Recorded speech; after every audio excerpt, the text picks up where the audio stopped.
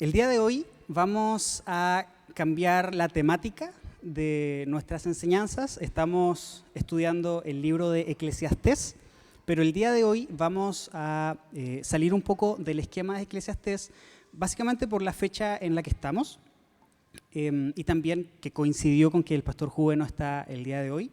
El pastor Juve es quien está compartiendo este libro, entonces vamos a, aprovechando que él no está, no le vayan a decir que no prediqué de Eclesiastés, por favor.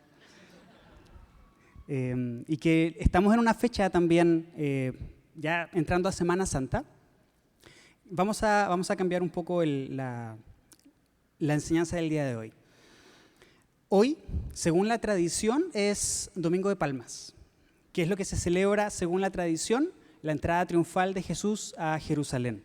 Cuando en esta entrada sobre un burrito, la gente empieza a sacar palmas y a extenderlas en el piso y empiezan a aclamar la entrada de Jesús diciendo Hosana, Hosana, el Hijo de David, asumiendo la figura de Jesús como la figura del Mesías que ellos están esperando.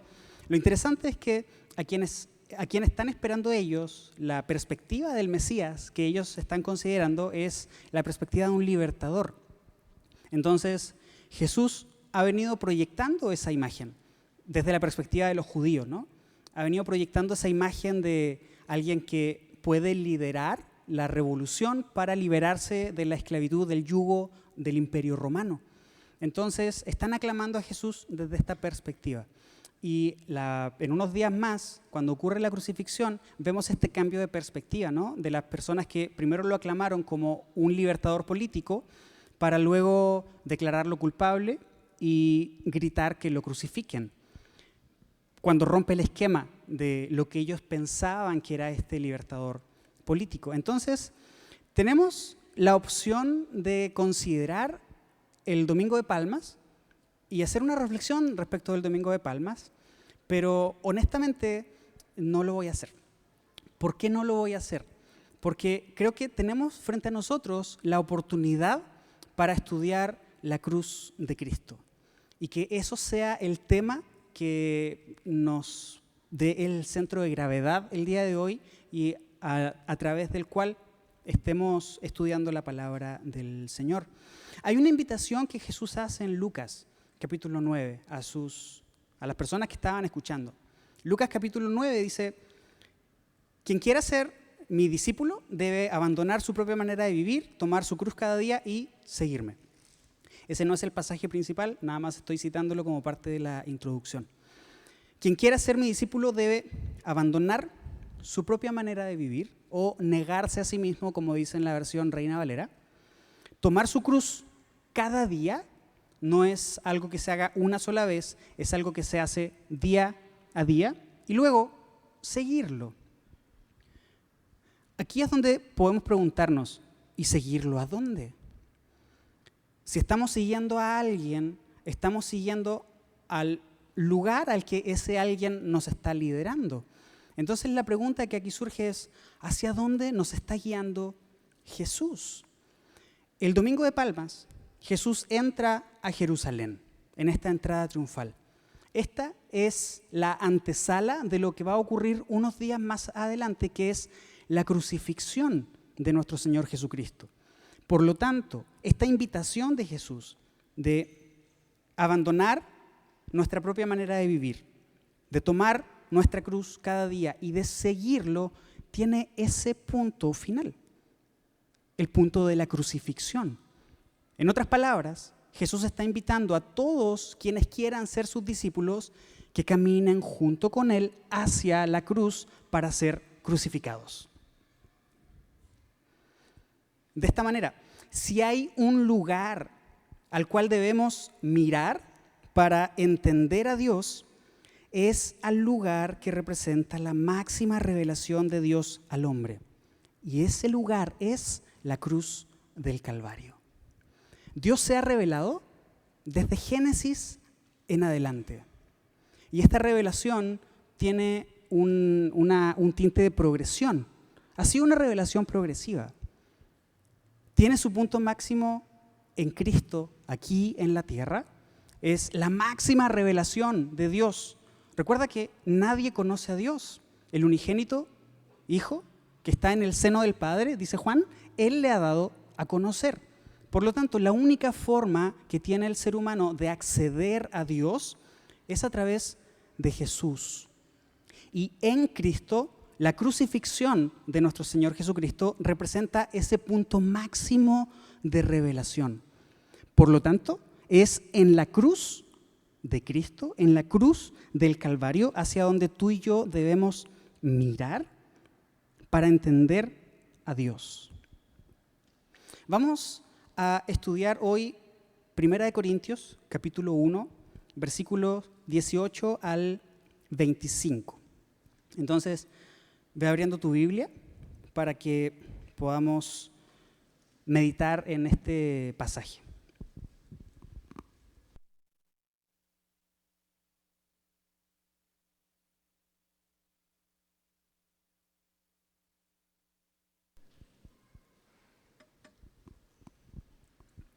Primera de Corintios, capítulo 1, versículos 18 al 25. Lo vamos a leer completo y luego vamos a ir paso a paso estudiando. Recuerda, el tema central de hoy es la cruz. La enseñanza del día de hoy se llama así, Camino a la cruz. ¿Qué significa la cruz de Cristo? ¿Qué es la cruz para nosotros? ¿Qué significa la cruz para alguien que no es creyente? La cruz ha sido un elemento de confrontación a lo largo de la historia. ¿Qué representa para el mundo? ¿Qué representa para nosotros? En eso vamos a reflexionar el día de hoy. ¿Ya estás ahí? Ok, dice el verso 18 de 1 Corintios capítulo 1. El mensaje de la cruz es una ridiculez para los que van rumbo a la destrucción. Pero nosotros, que vamos en camino a la salvación, sabemos que es el poder mismo de Dios. Como dicen las Escrituras, destruiré la sabiduría de los sabios y desecharé la inteligencia de los inteligentes. Así que, ¿dónde deja eso a los filósofos, a los estudiosos y a los especialistas en debate de este mundo? Dios ha hecho que la sabiduría de este mundo parezca una ridiculez, ya que Dios, en su sabiduría, se aseguró de que el mundo nunca lo conociera por medio de la sabiduría humana, usó nuestra predicación ridícula para salvar a los que creen. Es ridícula para los judíos que piden señales del cielo, y es ridícula para los griegos que buscan la sabiduría humana. Entonces, cuando predicamos que Cristo fue crucificado, los judíos se ofenden y los gentiles dicen que son puras tonterías. Sin embargo, para los que Dios llamó a la salvación, tanto judíos como gentiles, Cristo es el poder de Dios y la sabiduría de Dios. Ese plan ridículo de Dios es más sabio que el más sabio de los planes humanos, y la debilidad de Dios es más fuerte que la mayor fuerza humana. Nuestro objetivo entonces es entender a la luz de este pasaje qué significa la cruz de Cristo. ¿Qué mensaje nos da a nosotros hoy la cruz de Cristo? En primer lugar, la cruz de Cristo representa un doble significado. El versículo 18 dice que la cruz es una ridiculez para los que van rumbo a la destrucción, pero para nosotros, que vamos camino a la salvación, es el mismo poder de Dios. Aquí Pablo menciona dos grupos de personas.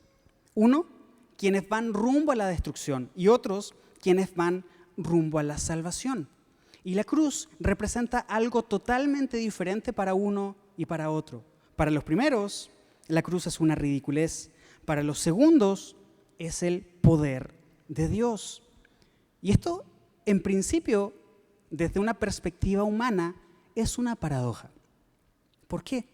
Porque para algunos es una ridiculez y para los otros es la expresión máxima del mismo poder de Dios. Estamos hablando de extremos totalmente opuestos. Pero la cruz de Cristo representa esta paradoja. ¿Y por qué este doble significado? Bueno, los versículos posteriores explican por qué este doble significado dependiendo de en qué grupo de personas ponemos atención. El versículo 19 dice que las Escrituras dicen: destruiré la sabiduría de los sabios y desecharé la inteligencia de los inteligentes. El hombre puede reflexionar de manera profunda. Tenemos esta capacidad de reflexionar de manera abstracta. De ahí es desde donde se derivan las teorías, por ejemplo. Todo el pensamiento matemático, por ejemplo, es un pensamiento abstracto. ¿Cómo nosotros traemos a la realidad operaciones matemáticas? No sé si te acordabas cuando estabas en el colegio y te enseñaban funciones. Y tú decías: ¿y eso para qué sirve? ¿Cuándo voy a usar eso en la vida real? Después, depende de la carrera que hayas decidido tomar, ya cobra un poco de sentido, ¿no? O cuando te enseñan derivadas o te enseñas integrales, ¿y eso cómo se come? Y eso, pues, ahora sí que como un skill de vida, ¿sí? ¿Para qué me sirve? O sea, bueno, el hombre tiene esa capacidad de pensar de manera abstracta. Dios nos dio esa capacidad. Ahora, nosotros podemos reflexionar de manera profunda e intentar reflexionar de manera abstracta sobre Dios. Pero es imposible para el hombre entender a Dios desde el punto de vista meramente racional e intelectual. Toda la idea del hombre sobre Dios, todo lo que el hombre cree saber sobre Dios, todo lo que el hombre piensa conocer sobre Dios, es destruido por él. Destruiré la sabiduría de los sabios y desecharé la inteligencia de los inteligentes. ¿Cómo? ¿Cómo Dios hace esto? A través de la ridiculez de la cruz. Versículo 18. Esto es interesante, el discurso que está desarrollando Pablo aquí. A través de la ridiculez que se menciona en el versículo 18, Dios destruye la sabiduría de los sabios y desecha la inteligencia de los inteligentes. ¿Por qué? Porque ¿cómo concebimos que un Salvador muera crucificado? Desde un punto de vista lógico, eso no tiene sentido. ¿Qué gran héroe de la historia ha servido de algo muerto? Desde el punto de vista meramente humano, eso no tiene absolutamente ningún sentido. Y sobre todo, cuando su proyección recién está comenzando. Cuando es alguien que ha tenido influencia en generaciones y esa persona muere, incluso pudiera tal vez quedar como un mártir. Y su imagen puede infundir cierto tipo de emociones en quienes continúan. Pero eso tiene un tiempo definido, nada más. Jesús está comenzando a proyectar su persona como este libertador de Judá, de los judíos. Y está a punto de llegar ahí al clímax y muere crucificado. Es una contradicción desde el punto de vista humano. No tiene sentido. En los versos 20 y 21 se evidencia una confrontación de estas perspectivas. Versículo 20 dice: así que, ¿dónde deja eso a los filósofos, a los estudiosos y a los especialistas en debate de este mundo?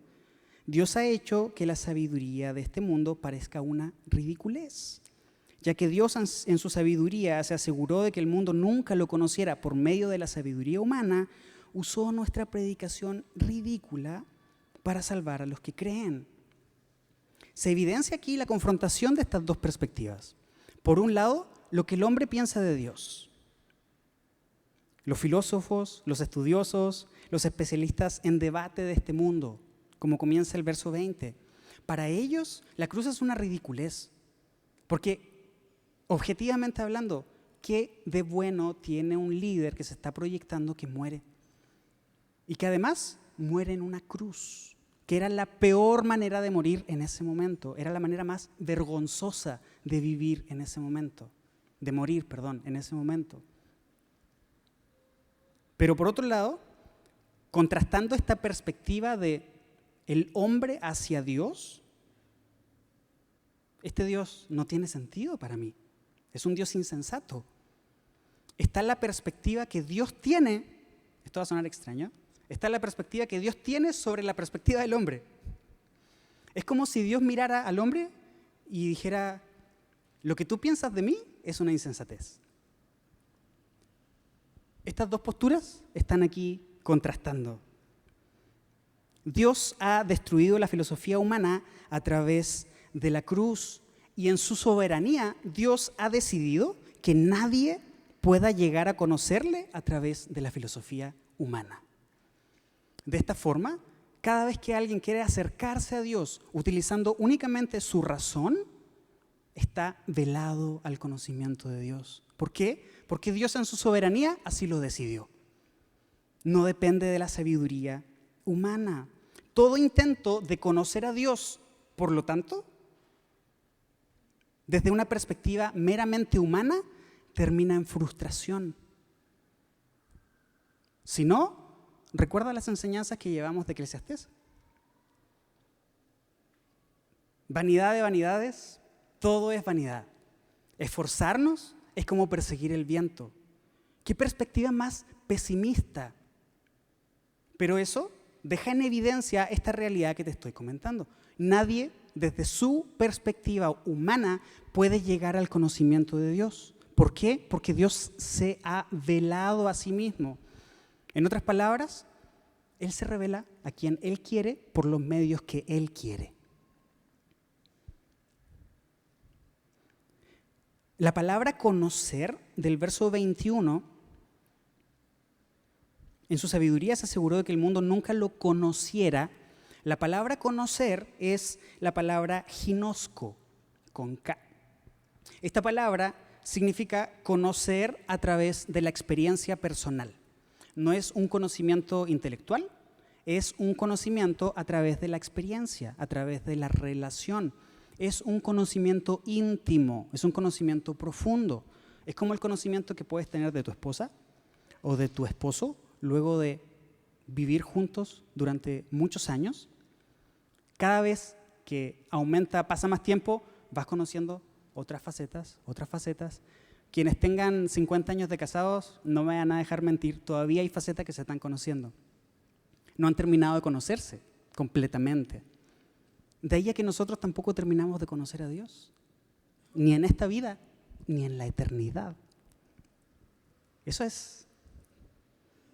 ¿Cómo es posible que aunque no estemos sometidos al tiempo, aunque estemos en la eternidad, aún así nuestro conocimiento de Dios irá progresando cada vez más y nunca tendrá fin, porque Dios es infinito?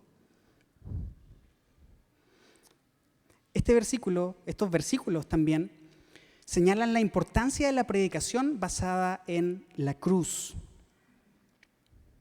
Versículo 21 dice que Dios se aseguró de que el mundo nunca lo conociera por medio de la sabiduría humana. Dios se veló para quienes lo buscan meramente con su intelecto. Entonces, cuando predicamos que Cristo fue crucificado, me fui más adelante. Se aseguró que el mundo nunca lo conociera por medio de la sabiduría humana. Entonces usó nuestra predicación ridícula para salvar a los que creen. Así termina el versículo 21. Entonces, como te digo, se menciona la importancia de la predicación del Evangelio. Dios, en su soberanía, determinó que la única forma de que el hombre pueda acceder al conocimiento de Dios sea a través de la predicación del Evangelio. Cada vez que alguien predica un evangelio que sea distinto al evangelio de la cruz, literalmente está menospreciando el poder de la cruz. Retrocede nada más unos versos. Al final del versículo 17, Pablo dice: Dios no me envió a bautizar, sino a predicar la buena noticia, y no con palabras ingeniosas, por temor a que la cruz de Cristo perdiera su poder. ¿En qué sentido la cruz de Cristo pierde su poder? En el sentido de que no estoy compartiendo el mensaje de la cruz de Cristo. Por eso Dios decidió que la única forma en la que tú y yo podamos acceder al conocimiento de Dios sea a través de la predicación de su palabra, a través de la predicación de su evangelio. Por eso en este púlpito predicamos la palabra del Señor. Y que Dios nos guarde de alguna vez compartir algo que no sea la palabra del Señor. Que Dios nos guarde que en algún momento alguno de nosotros predique algo de sus propias reflexiones sin considerar lo que la palabra de Dios nos está indicando. Que Dios nos guarde de menospreciar el poder de la cruz a través de la predicación del evangelio, predicando algo que no corresponde.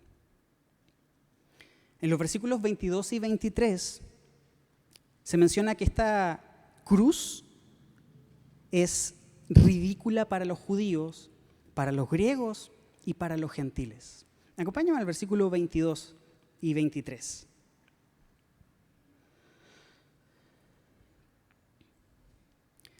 Versículo 22 dice, es ridícula para los judíos que piden señales del cielo y es ridícula para los griegos que buscan la sabiduría humana.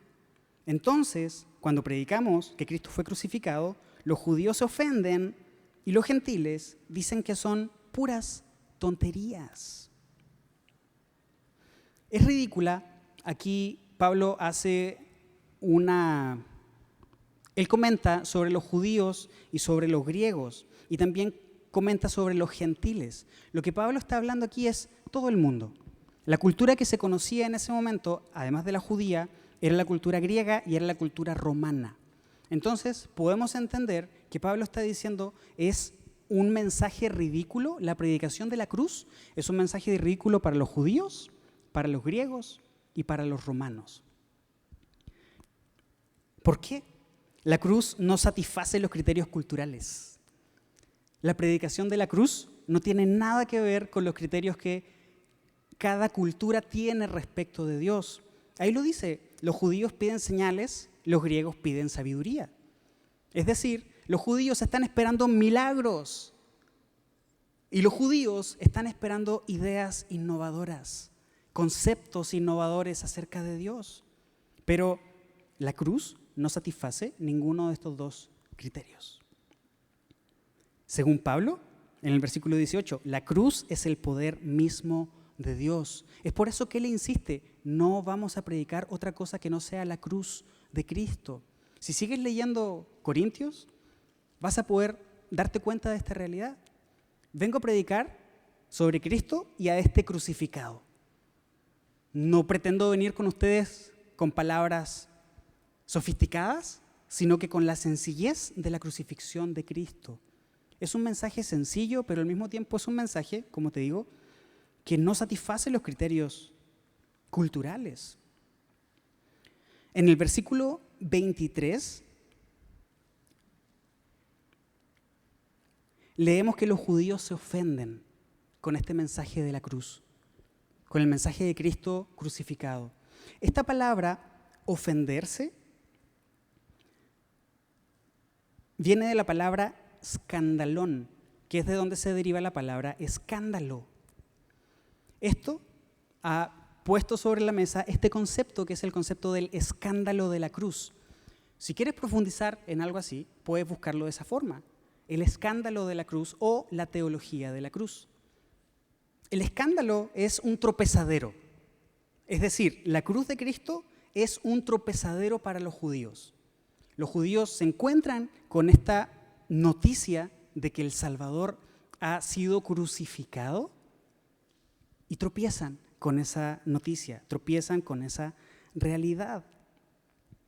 Entonces, para valorar lo que Dios hizo por nosotros en la cruz, para que sea un instrumento de santificación y también de cambio, es necesario que conozcamos el sentido del escándalo de la cruz. La cruz debe ser escandalosa para nosotros.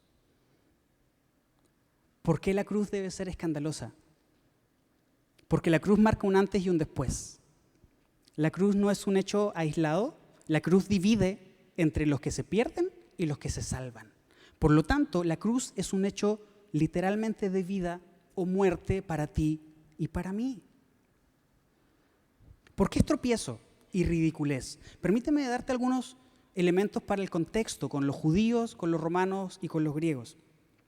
Respecto a los judíos, ¿por qué la predicación de la cruz es un tropiezo? Es una ridiculez. Porque los judíos esperaban un Mesías triunfante. Así comenzaba la enseñanza de hoy. Los judíos esperaban un Mesías que los libertara del poder de los romanos. Por lo tanto, frente a esa realidad, este Mesías no es un Mesías triunfante. No es un libertador. Esta idea del Mesías triunfante contrasta totalmente con la idea del Mesías crucificado, con la idea del Mesías sufriente. Era incomprensible entonces para los judíos esta contradicción entre un Salvador y un hombre agonizante, que es a quien vemos en la cruz. En Deuteronomio, no lo busques, nada más si quieres apuntarlo, apúntalo. En Deuteronomio capítulo 21, versículo 23, dice que maldito es todo aquel que es colgado en un madero. Era parte de la ley judía. Maldito es el que es colgado de un madero. Jesús fue colgado de un madero. Entonces esto causa más conflicto y más confusión para un judío que esperaba un libertador. ¿Cómo es posible que esta persona que se estaba proyectando como el libertador esté ahora colgando de un madero? Cuando Deuteronomio 21, 23 dice que quien es colgado de un madero es maldito. Tú y yo sabemos que por nosotros Cristo se hizo pecado y recibió maldición. La maldición que tú y yo debíamos recibir, Cristo la recibió. Por lo tanto, no hay ninguna contradicción. Pero para un judío esto es tropezadero y esto es ridiculez. De ahí a que el domingo en la mañana, cuando Jesús resucitó, no había nadie haciéndole guardia para esperarlo. Estaban los soldados romanos ahí, pero ellos estaban ahí porque los enviaron. No había ningún judío esperando la resurrección de Jesús, aunque Jesús lo había anunciado. Para un judío no tenía sentido. Literalmente era una ridiculez. Pero aquí hay algo interesante. Esto significa que había una predisposición de los judíos que les impidió ver a Cristo. Para los judíos, las cosas deben ser así. Y Dios, Jesús, no es así. No está dentro del molde que yo concibo de cómo debe ser el Mesías. Entonces, como Jesús no se amolda a mi concepto del Mesías, entonces simplemente lo desecho. Es vergonzoso. No tiene sentido. La cruz es repulsiva también para los romanos. ¿Por qué? La cultura romana tenía como prioridad la buena vida. Y cualquiera que amenazara esta buena vida era considerado un enemigo de Roma. Y para eso, a este enemigo de Roma le esperaba la muerte. Y dependiendo de qué tan enemigo fuera, la cruz. Por lo tanto, la cruz representaba para los romanos una ejecución pública, una ejecución denigrante, una ejecución vergonzosa, una ejecución con un alto tiempo de agonía. Por lo tanto, ningún romano que se considerara romano querría ser vinculado con alguien crucificado. Por lo tanto, para los romanos representaba también un escándalo, la predicación de la cruz. Ponte en los zapatos de un romano, así como lo acabo de describir, y que llegue Pablo diciéndote, vengo a predicarte a Cristo, el Salvador de la humanidad, quien fue crucificado. Para ti era escandaloso, para un romano era escandaloso, porque era la peor forma de morir. Como te digo, ningún romano quería ser vinculado con alguien que había sido crucificado. Para los griegos también es repulsivo. Los griegos tenían todo este asunto de la contemplación y la filosofía y observar al mundo y entenderlo a partir de nuestro intelecto. Entonces, la cultura griega se organizaba desde la sociedad alta, la sociedad baja, en cuanto a quiénes tenían más posibilidad de contemplación y quiénes tenían menos posibilidad de contemplación. Quiénes tenían más tiempo para pensar y filosofar, reflexionar, y quienes no lo hacían. De esta forma, cuando alguien dedicaba su día a reflexionar, a meditar, a contemplar, era alguien de la sociedad alta. Pero por otro lado, cuando alguien tenía que dedicarse a trabajar con las manos, era alguien que se consideraba sin valor. Este mismo esquema social de los griegos llevaba a que ellos entendieran que para que un hombre se elevara, para que un hombre llegara cerca de Dios, necesitaba elevarse, no descender. Entonces llega Pablo con los griegos a predicarles de un Dios que se hizo hombre, desciende en primer lugar, porque no es el hombre el que va a Dios, es Dios quien desciende y se hace hombre. Esto ya es chocante para un griego. Y luego de eso muere en la cruz, o sea, desciende más todavía.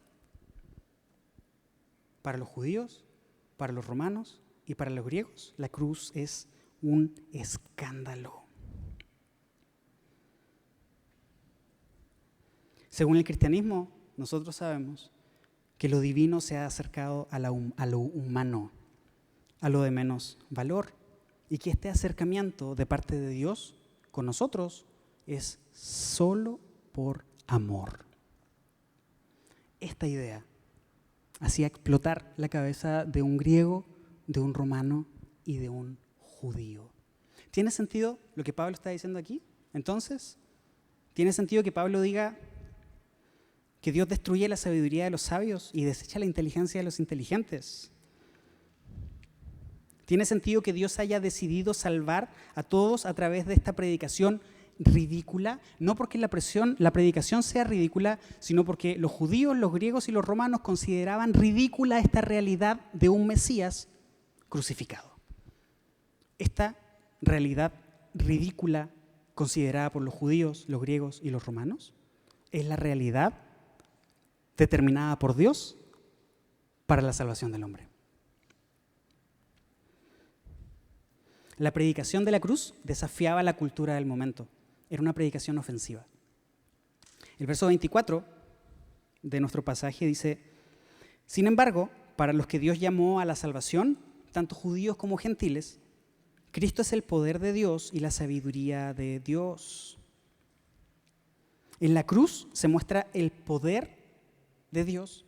En la cruz se muestra la sabiduría de Dios. Contrasta esta idea con lo que te acabo de decir de los judíos, de los griegos y de los romanos. Podemos escuchar a un griego decir: ¿cómo es que lo divino se adquiere descendiendo? Toda la lógica dice que lo divino se adquiere ascendiendo y no descendiendo. Podemos escuchar a un romano diciendo: ¿cómo me dices que este hombre que murió en la cruz es un hombre sabio cuando para mí es un hombre repulsivo porque murió en una cruz? Podemos escuchar a un judío diciendo: ¿y dónde está el triunfo? ¿En dónde está el triunfo del Mesías? La cruz sigue desafiando a la cultura el día de hoy. El escándalo de la cruz, del Calvario, nos enseña que nuestra salvación depende totalmente de un Dios que muere en debilidad y en vergüenza, llevando nuestros pecados en la cruz. No depende de nuestras buenas obras. No depende de lo que tú y yo podamos hacer. Isaías 64:6 dice que todas nuestras obras de justicia, todas nuestras buenas obras frente a Dios no son más que trapos de inmundicia. Por lo tanto, la cruz de Cristo, el escándalo de la cruz, nos enseña que la salvación es una obra que proviene solamente de Dios y que no depende de nuestras obras. No a través de señales ni de sabiduría humana, como pedían los judíos y como pedían los griegos en el versículo 22. Dios revela su gloria en la vergüenza, su sabiduría en la necedad, su poder en la debilidad y su victoria en la derrota. ¡Qué paradójico es esto! ¿Cómo un Salvador victorioso revela su victoria a través de la derrota? ¿Cómo un Salvador glorioso revela esa gloria a través de la vergüenza sufrida en la cruz? Dios esconde su sabiduría en la ridiculez y su poder en la debilidad. Y esto sigue sonando a una paradoja. ¿Cómo es posible que Dios esconda su sabiduría en la ridiculez y su poder en la debilidad? Versículo 25. Este plan ridículo de Dios es más sabio que el más sabio de los planes humanos, y la debilidad de Dios es más fuerte que la mayor fuerza humana. ¡Qué contradicción! Y esto ya nos está marcando un punto al cual nosotros tenemos que ir en cuanto a qué significa la cruz. La cruz no significa lo que nosotros creemos que significa. La cruz no significa lo que los parámetros de nuestra cultura definen lo que significa. La cruz significa lo que Dios quiere que signifique.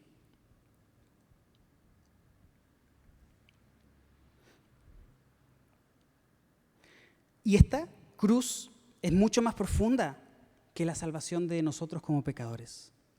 Cuando pensamos en la cruz del Calvario, damos gracias al Señor, porque sin esa cruz tú y yo no podríamos ser salvos. Y tenemos razón. Si no fuera por la cruz del Calvario, ninguno de nosotros pudiera llegar a la salvación. Sin embargo, la cruz es mucho más profunda que la salvación de los pecadores a través de la muerte de Cristo. ¿Por qué? Porque nos provee de un nuevo entendimiento de Dios y nos permite también ver la vida con otros ojos. Por lo tanto, no tratemos de entender a Dios desde nuestra propia perspectiva. Busquemos entender a Dios conociendo la forma en la que Él se revela a sí mismo en la cruz del Calvario. Si buscamos entender a Dios desde nuestra propia perspectiva, ¿sabes cuál va a ser el final de eso? Frustración, desencanto, pérdida de propósito. Vamos a terminar diciendo, vanidad de vanidades, todo es vanidad. ¿Por qué? Porque a través de nuestro razonamiento nunca vamos a poder conocer a Dios. Y cuando lo hacemos, cuando intentamos conocer a Dios a través de lo que nosotros creemos que Él es, nos ponemos expectativas respecto de quién es Dios. Y cuando Dios rompe esas expectativas, tú y yo nos frustramos. Tú y yo sufrimos. Tú y yo nos enojamos con Dios. ¿Dios tiene la culpa de eso? Por supuesto que no. Somos nosotros quienes tenemos a veces un marco de referencia muy rígido que no estamos dispuestos a permitir que Dios rompa. Y a fuerza queremos que Dios se acomode a ese marco de referencia. Cuando eso sucede y tú y yo intentamos hacer eso, terminamos frustrados y más confundidos. ¿Te acuerdas de Job? Job fue alguien justo, así lo define el mismo libro. Dios define a Job como alguien justo, desde la perspectiva de su época, por supuesto, considerando las obras que él hacía. Job pasó por una gran tribulación. Tú sabes que llegaron 3 amigos con Job, ¿sí o no? Esos 3 amigos que tenían la intención de ayudarlo, llegaron diciéndole, algo hiciste. ¿Qué fue lo que hiciste? Vamos, reconócelo. Estamos aquí en petit comité, de aquí no sale, pero reconócelo pues, porque para que alguien viva lo que tú estás viviendo es porque algo hizo. Para ellos, observa, era inconcebible que Dios actuara de otra manera en la que, diferente a la que ellos tenían como preconcepción. Si alguien es bendecido, es porque está haciendo las cosas bien. Si a alguien le va mal, es porque está haciendo las cosas mal. Y eso es lo que interactúan con Job. Una y otra vez, una y otra vez, una y otra vez. Juzgan a Job a partir de la experiencia de ellos. Ellos creían conocer a Dios por cómo Dios se había mostrado a ellos. Lo juzgan a través de la tradición y lo juzgan a través de la razón. Es como cuando tú y yo decimos, Dios actúa de esta forma y no de esta. ¿Por qué? Porque así lo hizo con nosotros algún tiempo atrás. Pero luego conoces a otra persona que te dice, no, conmigo no fue así, conmigo hizo esto y también hizo esto. Y luego conoces a otro que te dice, conmigo fue totalmente diferente, es esto y esto. Si tú y yo tenemos esta rigidez de decir, según mi experiencia, Dios es así, vamos a terminar confundidos y vamos a terminar frustrados. En la cruz, Dios se revela de la manera más clara posible. Dios es lo que la cruz comunica. Dios actúa en función de lo que la cruz implica. Como te digo, la cruz no es lo que nosotros pensamos que es. Es en la cruz donde Dios corrige lo que nosotros creemos de Él. yo no concibo a Dios así. ¿Te has visto a ti mismo diciendo eso? Yo sé que si me porto bien, Dios me va a bendecir. Yo sé que si me porto mal, Dios no me va a bendecir. Estoy seguro que en algún punto de nuestra vida todos hemos pensado eso, si es que no lo estamos pensando hasta el día de hoy. Si hago bien, Dios me bendice. Y si hago mal, Dios me maldice. Dios perdona porque Él es esto y esto. En su palabra conocemos a Dios, pero es en la cruz en donde encontramos esta revelación máxima. Y aquí hay algo interesante, y es que la cruz no es el evento de la muerte de Jesús. La cruz es toda la vida de Jesús. La cruz revela toda la vida, todo el ministerio de Jesús. Su entrega, su abnegación, su sacrificio y su dolor. Jesús no experimentó todo esto solamente en la cruz. Jesús lo experimentó a lo largo de toda su vida. Por eso es que entender a Dios desde esta perspectiva nos abre la panorámica, nos abre el entendimiento de quién es Dios. La cruz contradice la manera de pensar del hombre, ya que Dios actúa de manera contraria a la sabiduría humana. ¿Cuántas veces te ha pasado eso? Hiciste esto, luego sucedió esto, proyectaste esto y pasó otra cosa totalmente diferente. ¿Cuántas de todas las ocasiones en las que hemos supuesto cómo Dios debe actuar, lo ha hecho así?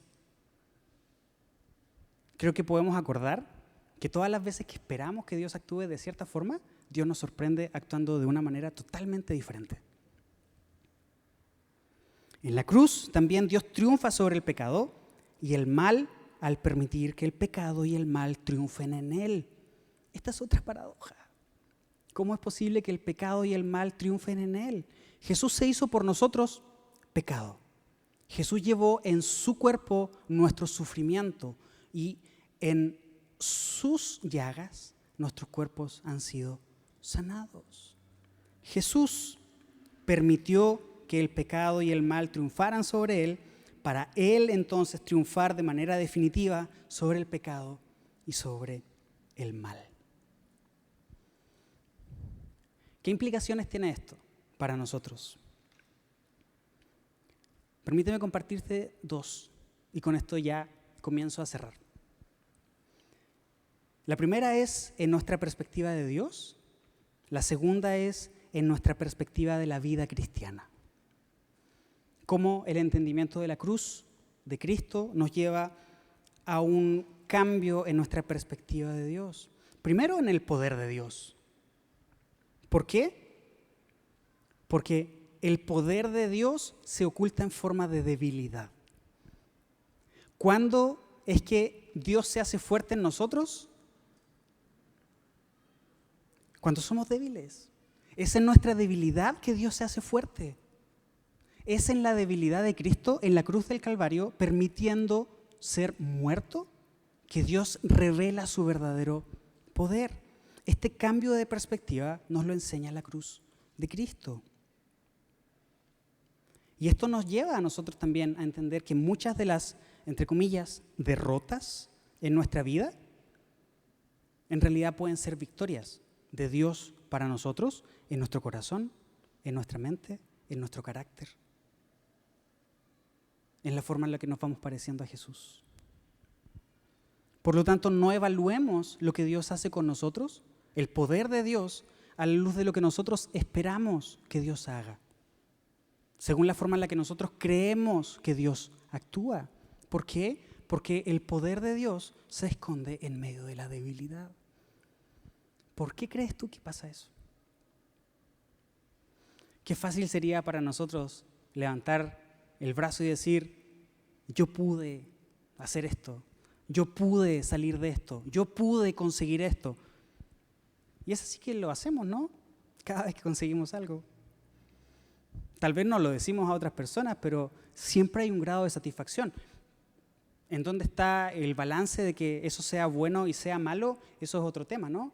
Pero en cuanto a la dependencia del Señor, si en nuestra debilidad Dios se hace fuerte, eso significa que dependemos totalmente de Él. También afecta nuestra perspectiva de Dios en cuanto al amor. ¿Por qué? Porque la cruz nos enseña amor incondicional de parte de Dios. La cruz nos enseña amor incondicional de parte de Dios para nosotros. Dios no nos ama dependiendo de lo que hacemos o de lo que no hacemos. Dios nos ama porque Él quiere amarnos. Romanos 5, capítulo 8 dice: Dios mostró el gran amor que nos tiene al enviar a Cristo a morir por nosotros cuando todavía éramos pecadores. ¿Cuándo murió Cristo por nosotros? Cuando todavía éramos pecadores. ¿Merecíamos el amor de Dios? No, no lo merecíamos. Por lo tanto, lo que Dios revela desde la perspectiva de la cruz respecto a su amor es que su amor por nosotros es incondicional, que no depende de lo que tú y yo hacemos o de lo que tú y yo dejamos de hacer. Es distinto al amor que nosotros tenemos entre nosotros. Yo me enamoré de mi esposa porque me gustaron cosas de ella. Ella se enamoró de mí porque le gustaron cosas mías. ¿Cuáles? Quién sabe, ¿no? Pero algunas. ¿Qué de bueno pudo haber visto Dios en nosotros como para decir, a Él lo voy a amar? La cruz nos enseña que el amor de Dios es incondicional y que no depende de lo que hacemos o lo que no hacemos. Si continuamos en 1 Corintios, capítulo 1, ahora nos vamos al verso 26. Acompáñame allá. Dice: recuerden, amados hermanos, que pocos de ustedes eran sabios a los ojos del mundo, o poderosos, o ricos cuando Dios los llamó. En cambio, Dios eligió lo que el mundo considera ridículo para avergonzar a los que se creen sabios. Y escogió cosas que no tienen poder para avergonzar a los poderosos. Dios escogió lo despreciado por el mundo, lo que se considera como nada, y lo usó para convertir en nada lo que el mundo considera importante. Como resultado, nadie puede jamás jactarse en presencia de Dios. ¿Por qué? Porque todo depende de Dios. En esta perspectiva del amor, Él también sigue llevándonos adelante en nuestro propio proceso de santificación. Él nos ama con amor incondicional. Él nos escogió cuando no valíamos nada y aparte de eso nos permite perseverar en nuestro proceso de santificación. Efesios 1:4 dice: el Cristo que justifica es el mismo que santifica. Por lo tanto, nos permite también avanzar en nuestro proceso de santificación. ¿Te has preguntado alguna vez, si Dios me ama, por qué actúa así? Creo que más de alguna vez todos nos hemos hecho esa pregunta. Si Dios me ama, ¿por qué permitió esta enfermedad? Si Dios me ama, ¿por qué permitió este sufrimiento? Si Dios me ama, ¿por qué permitió que esta persona a la que amo tanto muriera? Si Dios me ama tanto, entonces ¿por qué me permite atravesar por estas situaciones? ¿Sabes a dónde nos llevan esos pensamientos? A decir que o Dios no es poderoso o que Dios es malo. Porque si Dios fuera poderoso, Él podría limitar todos los sufrimientos que nosotros tenemos. Pero si no lo hace, es porque no tiene el poder para limitarlo, o porque sí lo tiene, pero como es malo, lo permite. La cruz nos cambia la perspectiva del sufrimiento. Romanos 8:28, te la sabes, ¿no? A los que aman a Dios, todas las cosas les ayudan para bien. Esto es, a los que son llamados conforme a su propósito.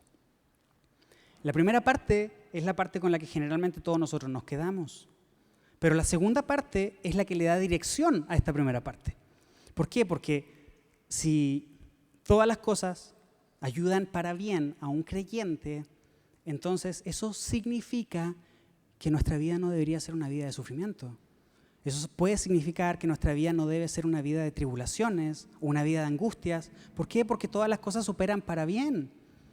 Pero la segunda parte nos da la dirección, que es para aquellos que han sido llamados conforme al propósito de Dios. ¿Cuál es el propósito de Dios? Restaurar su imagen en nosotros, que nos parezcamos cada vez más a Jesús. Por lo tanto, todo obra para bien en este proceso de que tú y yo nos parezcamos a Jesús. Y este camino, como ya lo hemos experimentado, no está libre de sufrimiento. Que levante la mano el que no ha sufrido. Ninguno de nosotros.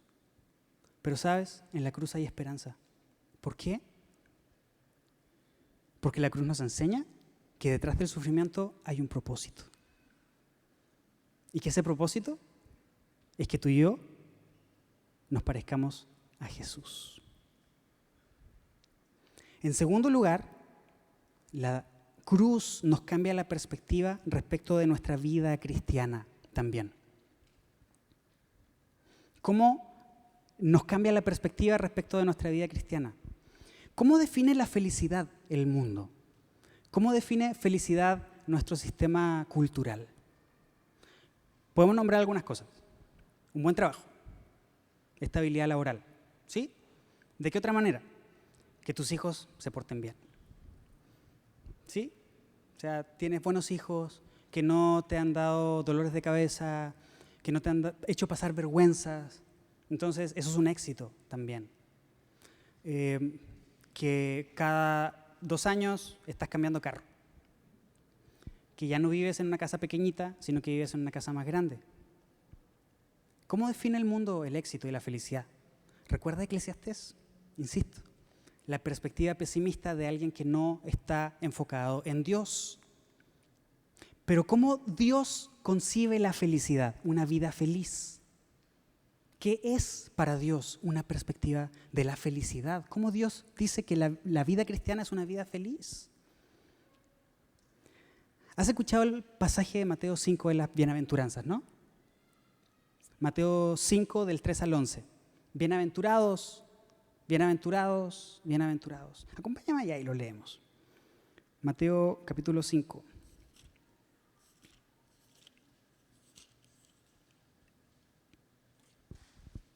Bienaventurado significa feliz, bendecido. Eso significa bienaventurado. ¿Ok? Mateo capítulo 5, versículos 3 en adelante. La versión NTV dice, Dios bendice. La versión Reina Valera dice, bienaventurados. Otras versiones dicen, felices. ¿Felices quiénes? Los que son pobres en espíritu y se dan cuenta de la necesidad que tienen de Él. ¿Quiénes son los pobres en espíritu? Yo no sé cómo has visto tú este pasaje de las bienaventuranzas, pero hasta hace poco tiempo yo veía este pasaje así como un grupo de personas que desde mi perspectiva los calificaba como pobrecitos. Están sufriendo. Pero mira, quienes sufren verán el reino de los cielos. Un grupo de personas que está sufriendo persecución, pobrecitos, pero de ellos es el reino de los cielos. Pero ¿y cómo aplico ese pasaje a mi vida entonces? ¿O ese pasaje es para alguien ajeno a mí? ¿Cómo aplico ese pasaje a mi vida? ¿Quiénes son los pobres en espíritu? Son todos aquellos que hemos llegado al entendimiento de que, como diría el pastor Juve, estamos en bancarrota espiritual y que no tenemos cómo saldar de nuestra deuda y que frente a Dios estamos en una pobreza infinita y que lo necesitamos a Él. Cuando tú y yo llegamos a ese reconocimiento, somos felices. ¿Por qué? Porque el reino del cielo nos pertenece. Felices los que lloran porque serán consolados. Felices los que son humildes porque heredarán la tierra. Felices los que tienen hambre y sed de justicia porque serán saciados. Felices los compasivos porque serán tratados con compasión. Felices los que tienen corazón puro porque ellos verán a Dios. Felices los que procuran la paz porque serán llamados hijos de Dios. Felices los perseguidos por hacer lo correcto porque el reino del cielo les pertenece. Ustedes son felices cuando la gente les hace burla y los persigue y miente acerca de ustedes y dice toda clase de cosas malas en su contra porque son mis seguidores. Alégrense, estén contentos, estén felices, son bendecidos, porque la espera porque les espera una gran recompensa en el cielo. Y recuerden que a los antiguos profetas los persiguieron de la misma manera. Quisiera invitarte a considerar este pasaje de las bienaventuranzas como la forma en la que Dios ve la vida feliz. ¿Qué es una vida feliz para Dios? Esta, que está aquí en las bienaventuranzas. Cuando alguien vive una vida así, está viviendo una vida feliz desde la perspectiva de Dios. En este pasaje de las bienaventuranzas, ¿en dónde está el dinero? ¿En dónde están las propiedades? En este pasaje de las bienaventuranzas, ¿dónde está el? Es que yo quiero ver crecer a mis hijos y quiero ver a mis nietos. En este pasaje de las bienaventuranzas, ¿en dónde está el? Es que yo quiero conocer antes de morirme, quiero viajar y quiero disfrutar de la vida. ¿En dónde está eso aquí? En ninguna parte.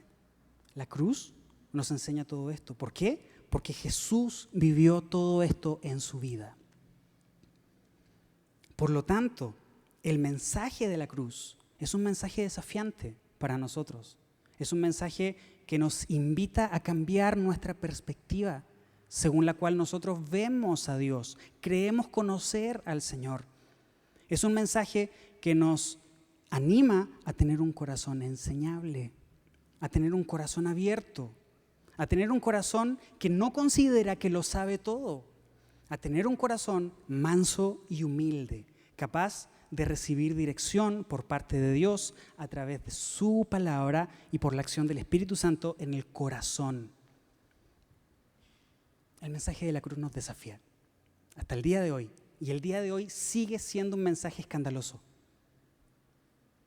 Desde la perspectiva humana sigue siendo algo paradójico. ¿Cómo es posible que un libertador esté en una cruz, desangrándose, muriendo? ¿Cómo es posible que un Dios todopoderoso haya permitido que a su hijo lo trataran de esa manera? Debe ser un Dios despiadado, debe ser un Dios que no tiene misericordia. ¿Cómo es posible que el que se supone que tiene el poder, que creó todos los cielos y la tierra y el universo que conocemos el día de hoy, haya permitido semejante atrocidad en la vida de su hijo? Para el mundo esto no tiene sentido, pero para nosotros hoy decimos: bendito es el nombre del Señor, quien en su sabiduría decidió entregar a Jesús para la expiación de tus pecados y de los míos, y que a través de la vida perfecta de Jesús, de obediencia al Padre, de sumisión, de abnegación, de entrega a Dios y su muerte en la cruz, hoy nos justifica y nos santifica.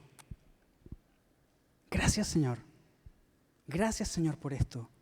Cuando Jesús está entrando a Jerusalén el domingo de Palmas, Jesús sabe hacia dónde va.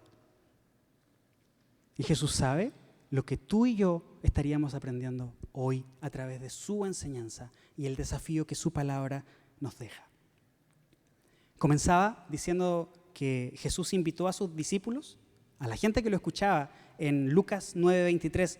Si alguno de ustedes quiere ser mi seguidor, tiene que abandonar su propia manera de vivir, tomar su cruz cada día y seguirme. ¿Estamos dispuestos a seguir a Jesús al lugar hacia donde Él se dirige? ¿Estamos dispuestos a hacer eso cada día? Hay un tema muy profundo, muy interesante, que por tiempo no lo podemos revisar hoy, que es el tema de la mortificación del pecado. Si alguna vez te animas a estudiar algo de eso, te puedo compartir material. Romanos capítulo 8 dice que por el Espíritu debemos hacer morir las obras de la carne. Eso es mortificación. Suena extraño, es una palabra que no usamos usualmente, pero la mortificación tiene que ver con eso, a través del Espíritu Santo hacer morir las obras de la carne. ¿Cómo podemos hacer eso? Únicamente a través de la cruz del Calvario. Esta es la buena noticia de parte de Jesús para todos nosotros. En la cruz hay salvación, en la cruz hay esperanza, en la cruz hay un cambio de perspectiva, en la cruz hay revelación de Dios para todos nosotros. Si es tu primera vez en una congregación y aún no has decidido seguir o no seguir a Cristo, seguir o no seguir a Dios, este es el momento en el que Dios está tocando tu corazón. Si vienes a Él en arrepentimiento y fe, te puedo asegurar que Dios te va a perdonar.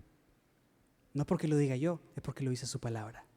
Cada vez que nos acercamos a Él en arrepentimiento y fe, mira, si nuestros pecados fueran como la grana, como la nieve serán emblanquecidos. Si fueran rojos carmesí, vendrán a ser cual blanca lana.